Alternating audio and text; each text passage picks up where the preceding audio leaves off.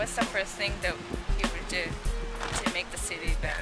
Architecture is beautiful and everything else, but it has been absolutely neglected and pillaged. What are they going to do about it? I want to know what they're doing with the stimulus money that Oakland received from the federal government. What are you going to do to improve the education system?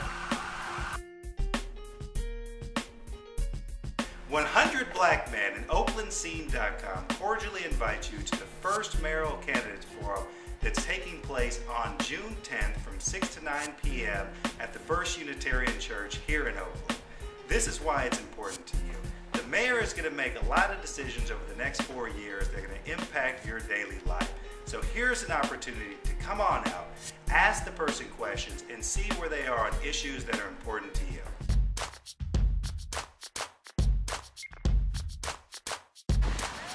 There's probably a lot of questions. I'm going to have to think about the most strategic one question. I'll get back to you on that.